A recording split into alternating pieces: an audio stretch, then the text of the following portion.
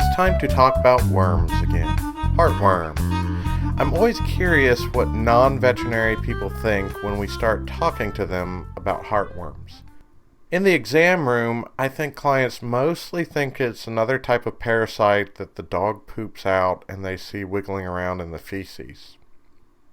I'm Dr. Nathan. Welcome to Vet Talk, the veterinary podcast. Today, I hope to give a little bit more information about this parasite and what heartworms actually are. My 10-second spiel about heartworms for clients in the room is, heartworms are a disease that instead of being in the feces, like the parasites we check for in fecals, is a worm that is transmitted by mosquito and goes through the skin into the heart. From there, it can cause problems with the heart and lungs, which can have deadly consequences to your dog. Treatment can also be deadly because we have to kill the worms, and the dead worms could cause deadly heart and lung problems. Not to mention, the treatment can easily become toxic to the dog. So instead of getting to the point where dogs have heartworm disease, we recommend testing to make sure they don't have the disease and then giving a preventative so they do not get the disease. But let's dive a little deeper. What are heartworms? Scientifically, we call them Dirofilaria immitis. They are present in every U.S. state, including Alaska. They have been found in many animals, from dogs to ferrets to sea lions. They are transmitted by mosquitoes. The mosquitoes, which is the intermediate host, gets them from feeding on the blood of an infected animal.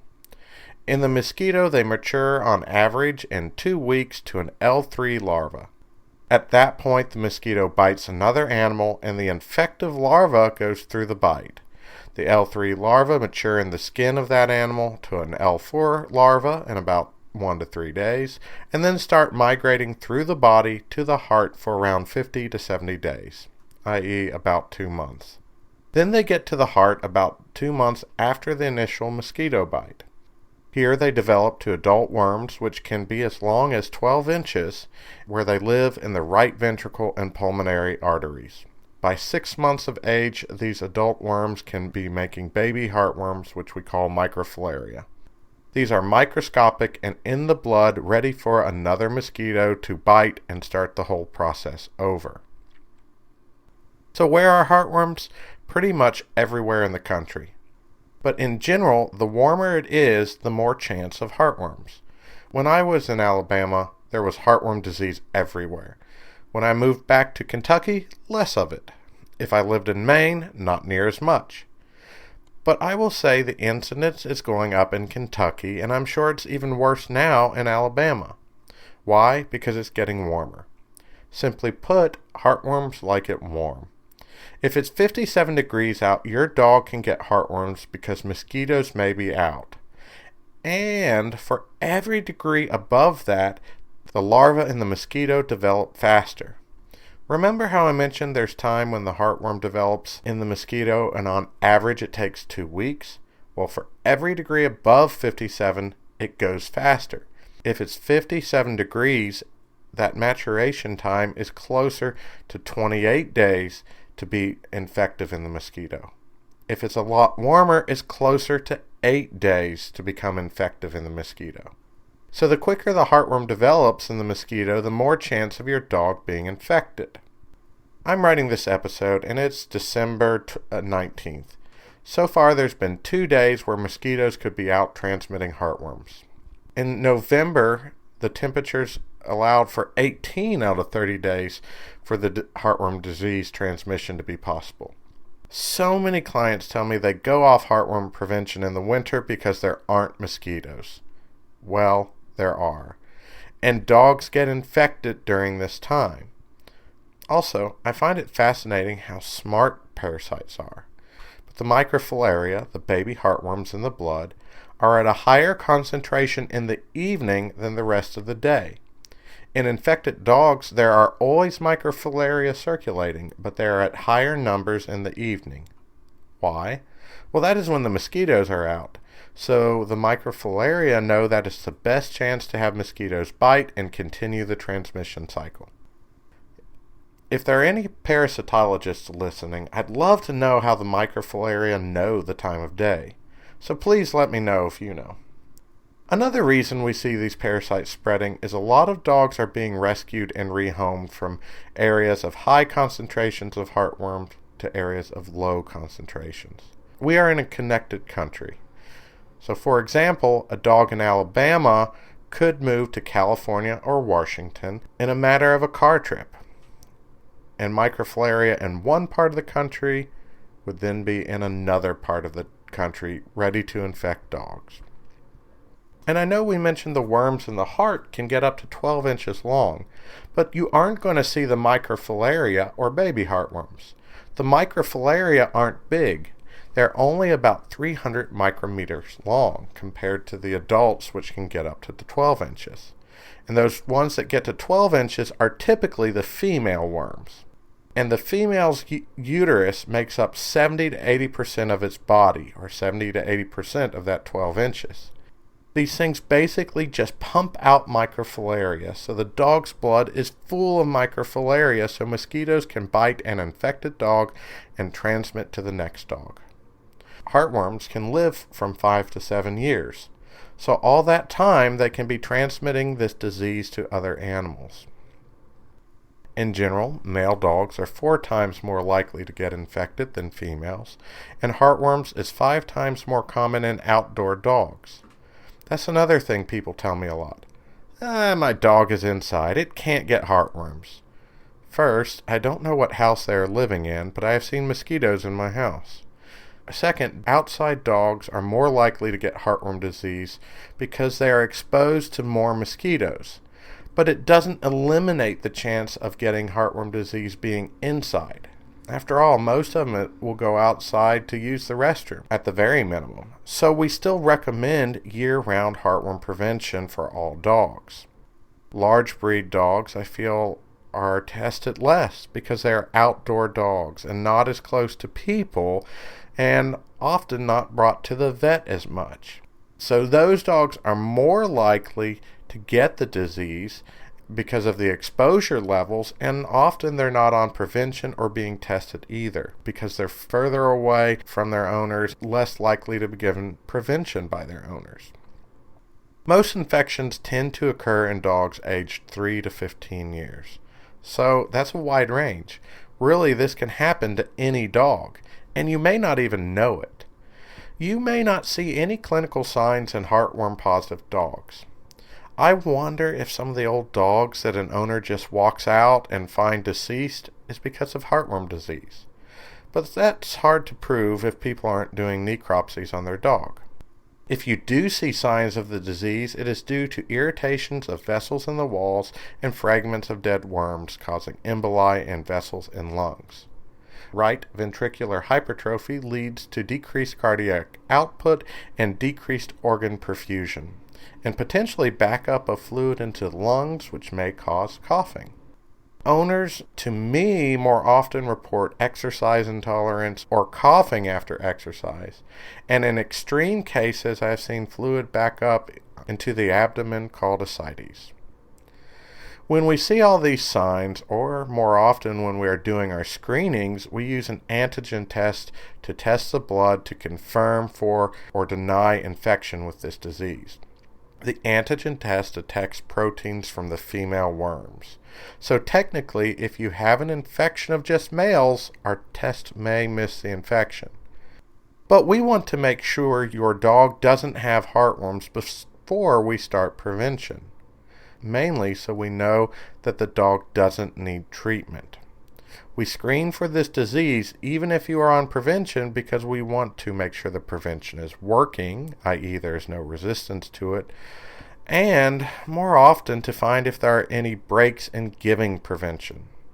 I've had clients tell me when their dog came down with heartworm that they didn't understand it because their dog has been on preventative, only to find out that the dog, after it had been getting its prevention, kept running behind the couch and for the past 12 months had been vomiting up each dose of the preventative. Also, these tests in general have a 5 to 10% false negative rate, depending on the brand. So the heartworm checks your vet recommends is also in hopes to catch this 5 to 10% range of patients that have heartworm disease that were tested negative on the previous test. So anyway, we test dogs with an antigen test if they're over 6 months of age. Why not under 6 months? Well, the preventatives will kill the worms in that initial 6-month period, so we don't have to start preventatives until that time. We do start you on preventatives early to get you in the habit and to make sure nothing slips through, as well as most preventatives have other beneficial effects for our dogs. And there are tons of preventatives out there. My online pharmacy has access to all of them, but as of 2024, I only carry 2 of them. HeartGuard is a preventative most people are familiar with. It was introduced in 1987 as a heartworm pill for dogs and was approved by the FDA in 1996. It's been around for a while and is a very effective preventative against heartworm disease. It's an ivermectin-based product, and the one I use today, HeartGuard Plus, has an added gastrointestinal dewormer in it, so it treats and controls roundworms and hookworms. It's for dogs 6 weeks of age and older and has no minimum weight requirement. It is divided into 3 sizes for different sized dogs. The biggest things clients have problems with is animals over 100 pounds. They need top-off doses to get to the proper dose range, and many people just don't add that top-off dose. The other product I recommend is ProHeart 12. It's an injection of moxidectin which prevents heartworm disease for an entire year. This is great because so many clients have trouble regularly giving their monthly preventatives. There were studies that showed most people are not dosing every month. One showed only 40% of pet owners purchased enough preventatives to give all year, and another showed the actual compliance was only 30 to 40% of people giving those doses every month. That tends to be what I see in my clinic as well. So ProHeart is my answer for this. We give it, and it's one less thing for the clients to worry about until next year when we give it again. ProHeart treats hookworms as well for the first month, but after that, I don't think we have much control of any gastrointestinal parasites. So ProHeart doesn't have the gastrointestinal control that HeartGuard does. But if we get heartworms, I have other drugs that we can treat gastrointestinal parasites with. And gastrointestinal parasites are typically less problematic than heartworms. So these are the 2 options I recommend for prevention, but my online pharmacy has tons more options if a client has a particular product they like. But let's say your dog tests positive, and when that happens, we start my treatment protocols. There are different protocols out there to treat heartworms, but here's the primary protocol I use. We have done our initial heartworm test, and I will then confirm that with a NOTS test checking for the microfilaria, paired with a second antigen test we send out to a lab. Our antigen test, our screening test, and I want to confirm this test. The tests have about a 6% false positive rate, i.e. 6 tests out of 100 tell you it's positive when it's not. I roughly see this in my clinic. So I typically tell my clients a bit about the disease and then tell them it's a serious disease, but we need to confirm before they start going down the rabbit hole and doing their Google searches. I know they're still going to do those searches and worry about their dog, but I roughly see that many false positives through the year, so a lot of times I can call the owner back and say life is good, no disease, stay on the preventative. If we do confirm our positive, I'm going to have the dog back in and radiograph the heart and lungs to see how badly the heart and lungs are affected at this time. And then I start a drug called doxycycline for 4 weeks to weaken the heartworms. And I will start the dog on restricted activity. This is the hardest thing for clients because often these dogs feel good and don't want to rest. But if they are active, there's more chance for an embolism or infarction to occur, which can be deadly. I also start the dogs on HeartGuard prevention at this time, both to weaken the worms and kill any microfilaria in the blood to prevent spread of the disease during treatment. I wait 60 days as the imidacide or drug that actually kills the heartworms, won't work well on younger worms. So I'm trying to get them to mature. And then I give the first dose of imidacide or melarsoline. If the dog has clinical signs of heartworm disease, I will typically start some steroids as well. Then I wait 30 days, give another melarsoline injection, then in 24 hours, give the final melarsoline dose. 6 weeks later, I retest for microfilaria. If I still see those, I will give more doxycycline and HeartGuard and retest for microfilaria in 3 months. Then, we stay on prevention, of course, but retest for heartworm disease a year after the final dose of melarsoline. Sounds simple, right?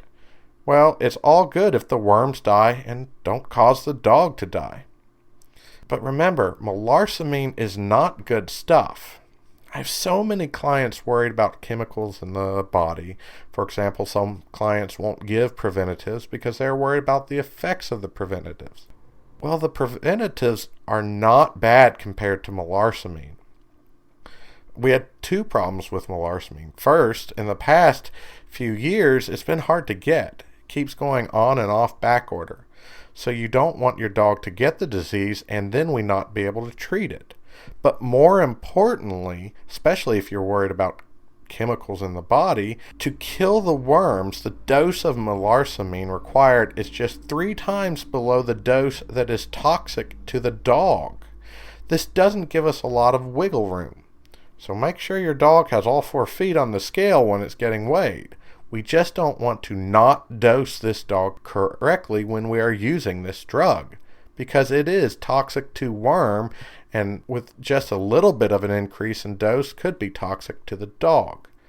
So again, another reason we just want to prevent this disease. Not to mention the expense.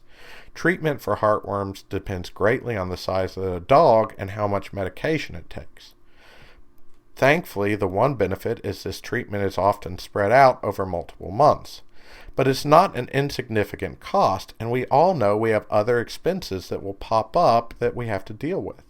I'd rather just use preventatives and prevent the problem, because the preventatives are less expensive than the treatment. Now, some people will use preventatives as a treatment for the actual disease. This is called the slow kill method. I just don't recommend this. It could take years to work, even if it works at all. I typically go this route only if I have a client that just can't afford the other routes.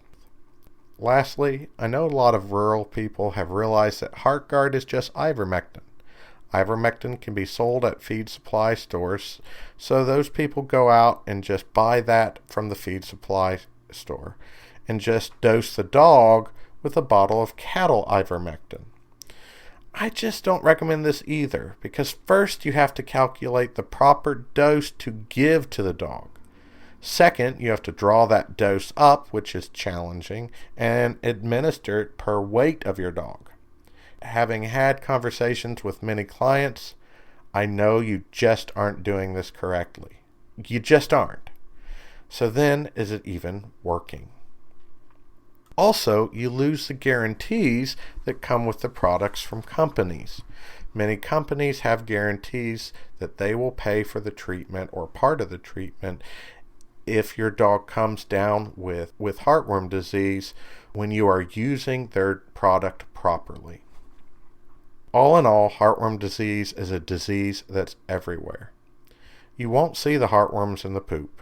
If your dog gets the disease, it can spread it via mosquito to your other dogs or your neighbor dogs, and this disease can potentially kill these dogs. We can easily screen for the disease and prevent the disease. So rather than risk a deadly treatment, I recommend year-round prevention of this disease. I'm Dr. Nathan. Thanks for listening. I hope our discussions are valuable to you and aid in giving perspective. If you want to contact us, please reach out to theveterinarypodcast@gmail.com. You can find a complete list of the podcast episodes on SoundCloud. If you find this information helpful and want more content, please join our Patreon, patreon.com/theveterinarypodcast. And don't forget to follow our Facebook page, facebook.com/theveterinarypodcast. As always, thanks for listening, and I hope this information is helpful to you.